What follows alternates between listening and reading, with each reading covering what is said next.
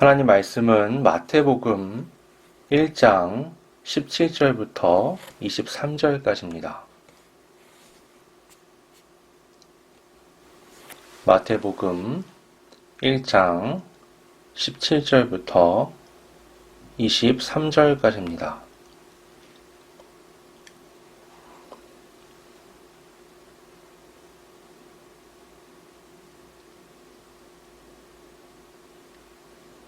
봉독하겠습니다. 그런즉 모든 대수가 아브라함부터 다윗까지 14대요. 다윗부터 바벨론으로 사로잡혀 갈 때까지 14대요. 바벨론으로 사로잡혀 간 후부터 그리스도까지 14대더라. 예수 그리스도의 나심은 이러하니라. 그의 어머니 마리아가 요셉과 약혼하고 동거하기 전에 성령으로 잉태된 것이 나타났더니 그의 남편 요셉은 의로운 사람이라 그를 드러내지 아니하고 가만히 끊고자 하여 이 일을 생각할 때에 주의 사자가 현몽하여 이르되 다윗의 자손 요셉아 내 아내 마리아 데려오기를 무서워하지 말라. 그에게 잉태된 자는 성령으로 된 것이라. 아들을 낳으리니 이름을 예수라 하라. 이는 그가 자기 백성을 그들의 죄에서 구원할 자이심이라 하니라. 이 모든 일이 된 것은 주께서 선지자로 하신 말씀을 이루려 하심이니 이르시되 보라 처녀가 잉태하여 아들을 낳을 것이요 그의 이름은 임마누엘이라 하리라 하셨으니 이를 번역한즉 하나님이 우리와 함께 계시다 함이라. 아멘.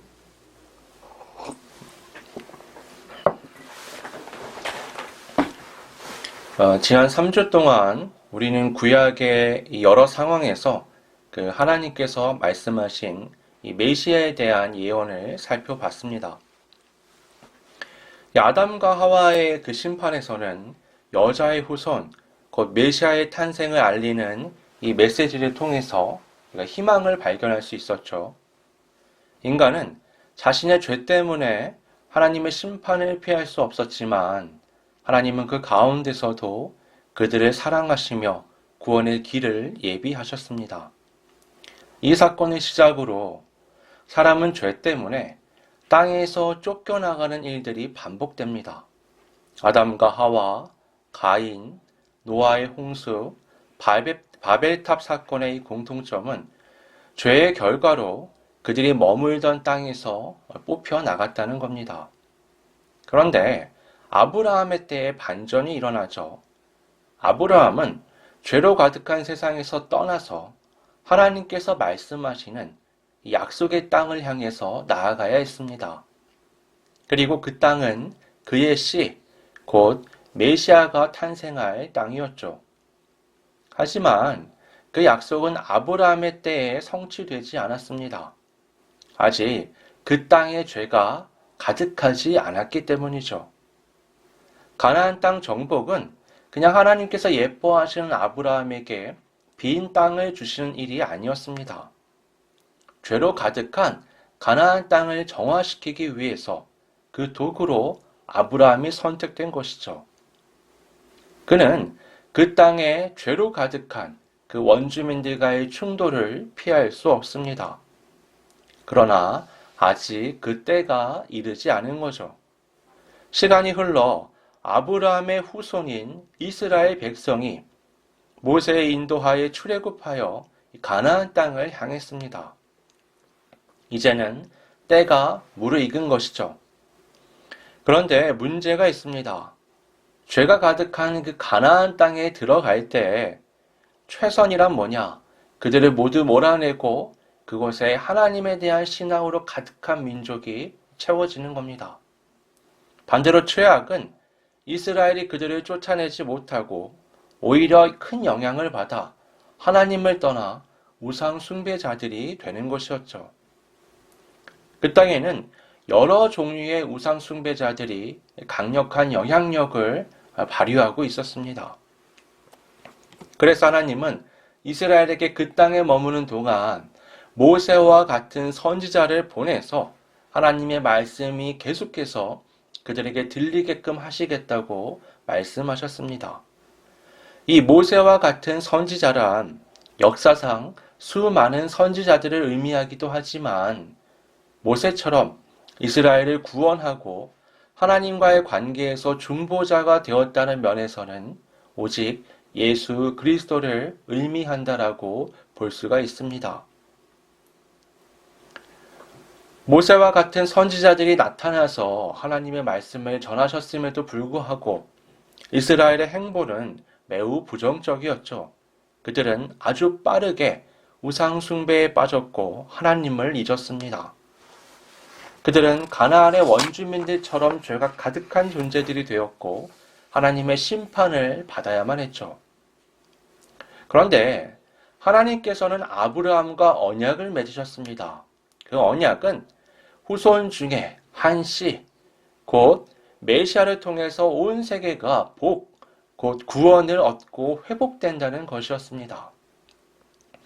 그런데 그때가 아직 이르지 않았음에도 불구하고 이스라엘 백성들은 하나님을 잊고 죄에 빠졌죠. 이러한 이중성이 이스라엘의 역사에 그대로 반영이 됩니다. 하나님께서는 죄 때문에 그들을 심판하시지만 다른 나라나 민족의 경우처럼 완전히 멸망시키지 않으십니다. 계속해서 사람들을 남겨두시죠. 항상 남은 자들이 존재합니다.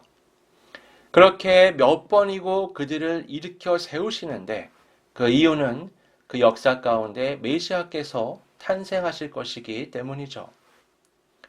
오늘 우리가 읽은 이 마태복음의 말씀 1장에는 그 역사가 기록되어 있습니다. 1절을 보면 아브라함과 다윗의 자손 예수 그리스도의 계보라고 말씀합니다.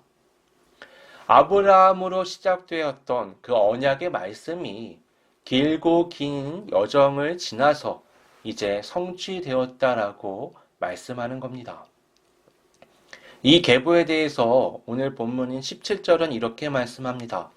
그런즉 모든 대수가 아브라함부터 다윗까지 14대요. 다윗부터 바벨론으로 사로잡혀 갈 때까지 14대요. 바벨론으로 사로잡혀 간 후부터 그리스도까지 14대더라. 아브라함에서 다윗까지 14대, 다윗부터 바벨론 포로까지 14대, 그리고 바벨론 포로부터 예수 그리스도의 나심까지 14대입니다. 14가 3번 반복되죠. 사실은요, 이 계보가 완벽한 게 아닙니다. 이 계보에는 빠진 사람들이 꽤 있어요. 흥미로운 건 멀쩡한 사람들은 빼고요, 굳이 이름을 넣은 사람들입니다. 이스라엘은 가부장적인 문화죠. 그래서 계보도 다 남성들의 이름으로만 적혀 있습니다. 그런데 예수님의 계보에는요, 이 4명의 여인들의 이름이 등장합니다. 3절에 다말, 5절에 라합, 그리고 룻, 그리고 6절에 우리아의 아내. 이렇게 이 계보에 여자들의 이름이 등장을 하죠. 보통요, 이 남성으로 이루어진 계보 안에 여자의 이름이 등장한다는 건 그녀가 굉장한 업적을 남겼을 때나 가능합니다. 그런데 오늘 이 계보에는 그녀들이 대단한 업적을 남긴 사람이 아닐 뿐만 아니라 오히려 보통이라면 감춰야 할 사람들이라는 것 때문에 특별하게 비춰지는 겁니다. 사실 메시아의 계보라고 생각하면 이게 메시아가 하나님께서 보내시는 왕이잖아요.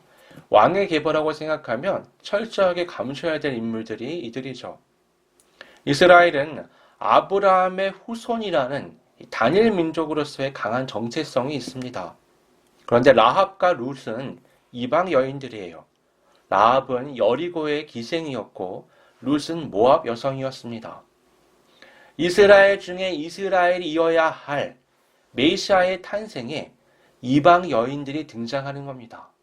바꿔 말하면 메시아의 몸에 이방인들의 피가 흐른다는 거죠.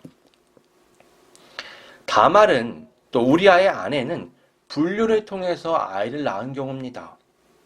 이스라엘은 남자가 죽으면요, 그 아내가 이제 그 남자의 동생에게 아내가 됩니다. 어쨌든 대를 이어야 되기 때문에 그렇긴 한데요.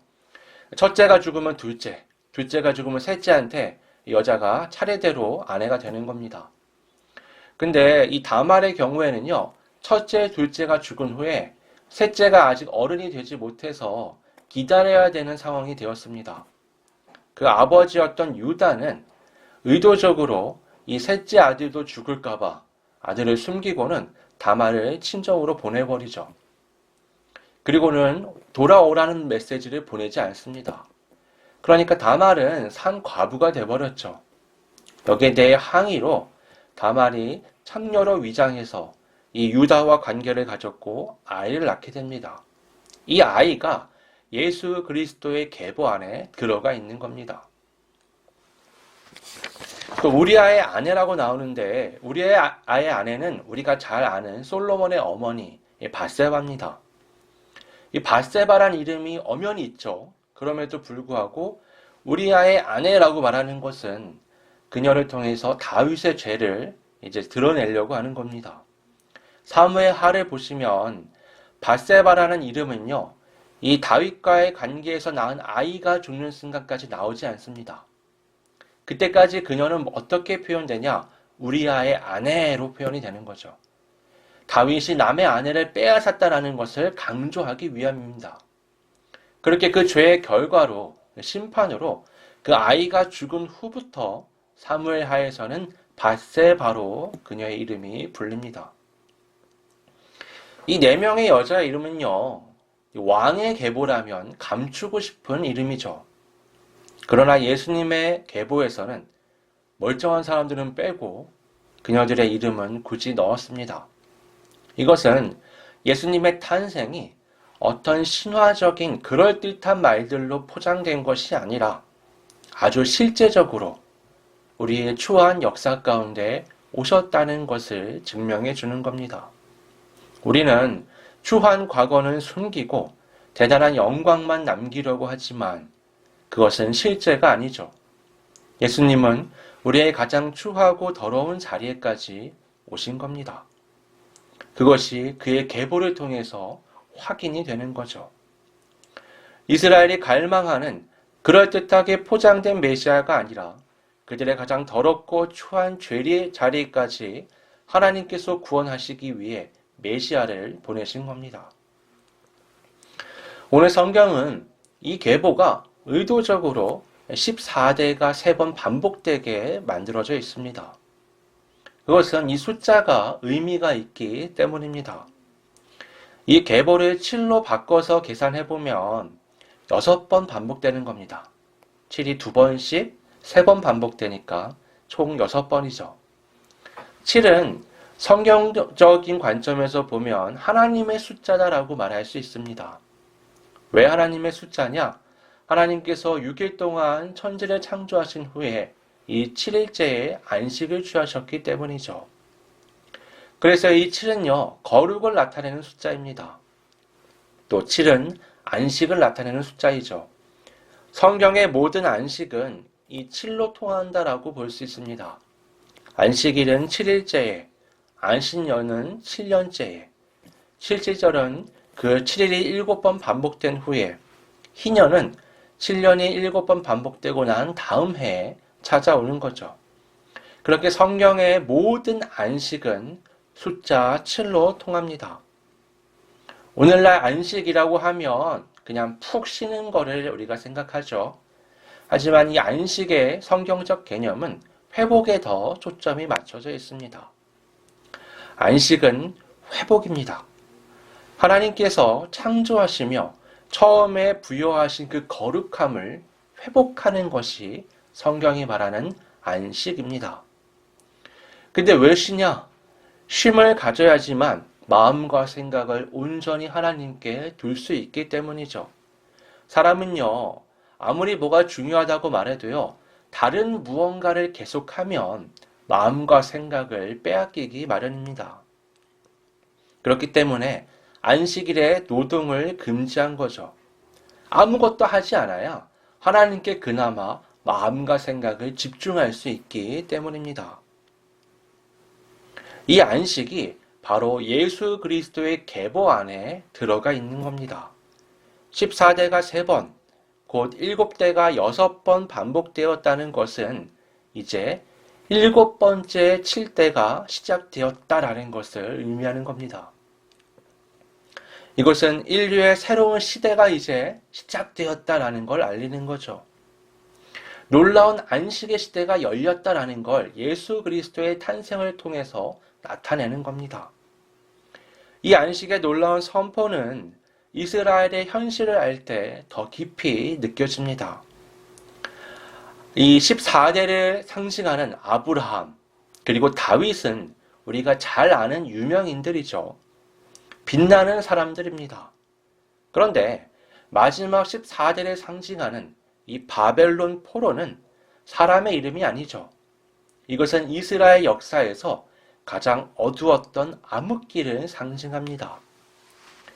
이 바벨론 포로를 시작으로요, 이스라엘은 깊은 어둠으로 빨려 들어갑니다.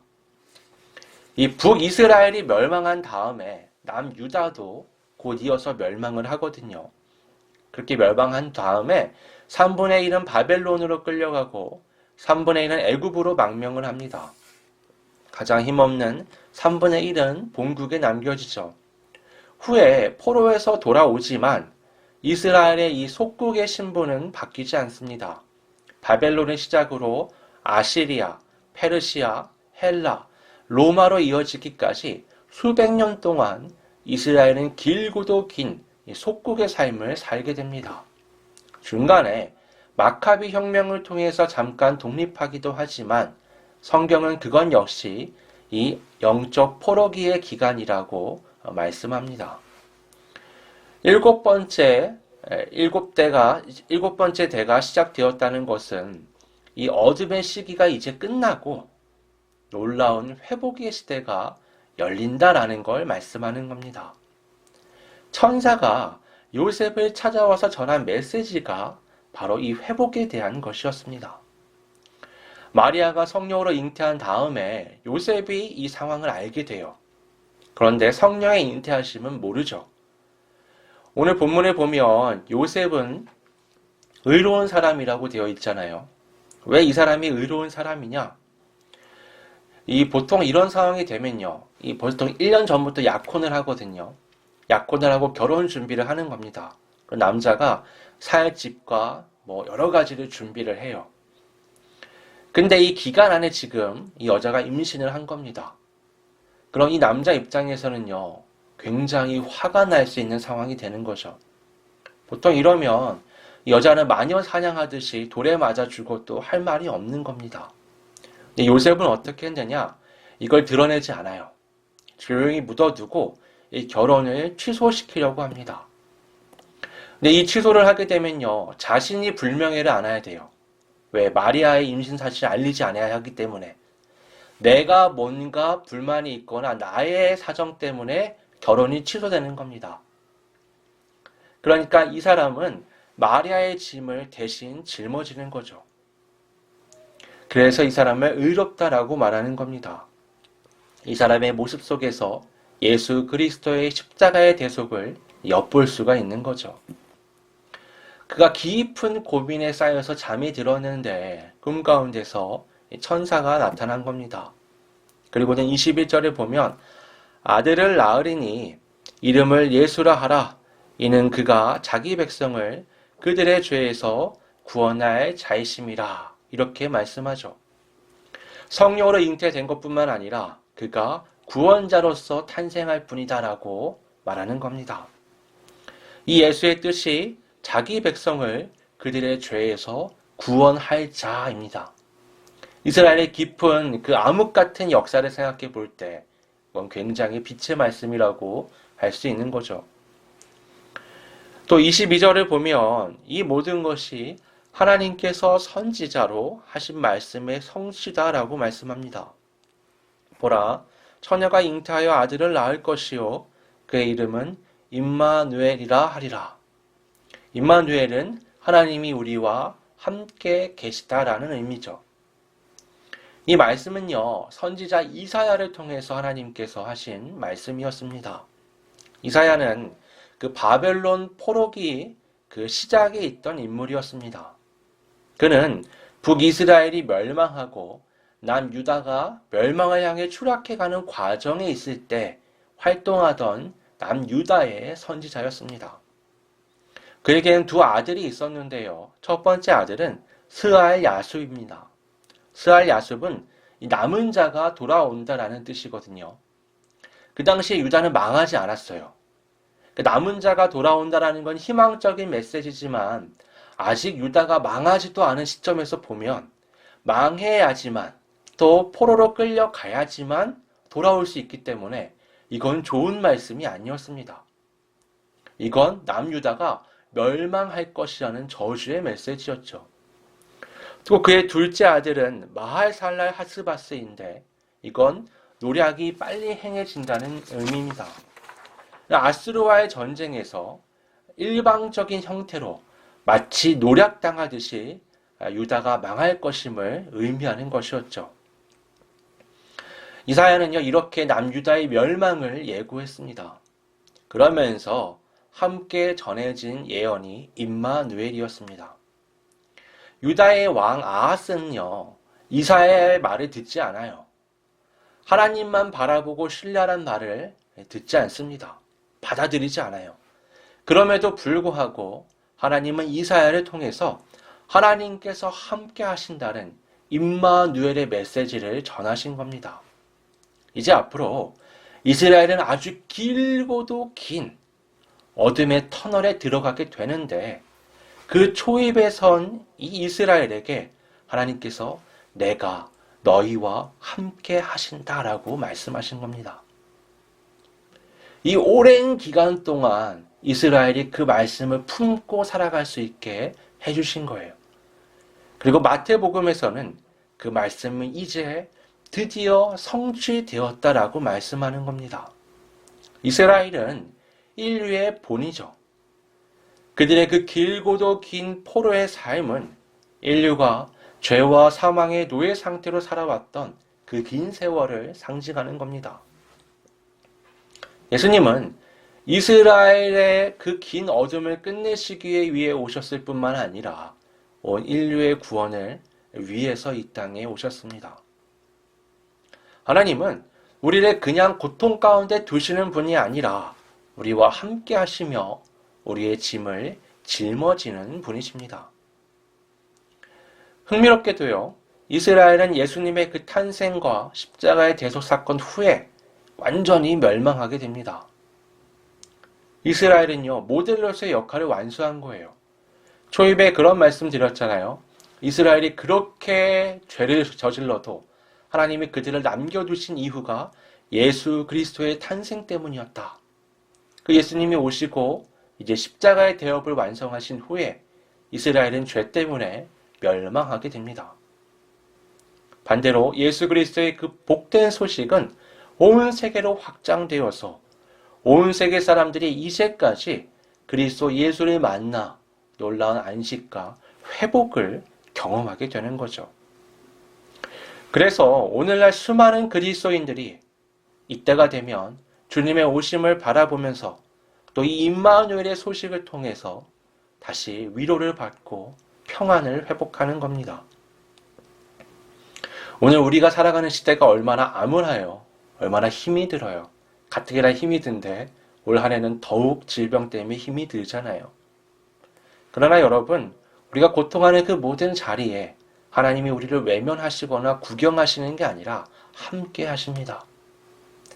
예수님이 우리의 그 삶의 자리에 오셔서 가장 추하고 더러운 것들을 짊어지고 감내하셨습니다. 그 주님이 지금도 우리와 함께 하시고 우리의 삶을 인도해 가십니다.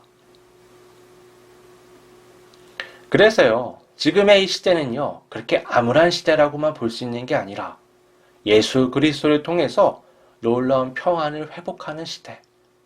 예수님 이전의 사람들은 경험하지 못했던, 특별히 그 어둠의 시대를 살아갔던 사람들은 감히 상상하지 못했던 놀라운 복의 시대를 우리가 살아가고 있는 겁니다. 예수 그리스도의 오심을 기다리면서 기도하는 이 기간에 비록 우리의 삶의 자리가 쉽지 않고 너무 어렵지만 그래도 주님의 오심을 통해 우리가 영적 회복 또 그리스도 예수 안에서 놀라운 구원을 경험했다는 것을 기억하면서 하나님의 그 인도하심을 믿음으로 믿고 나아가는 우리 모두가 될 수 있기를 바랍니다. 함께 기도하겠습니다.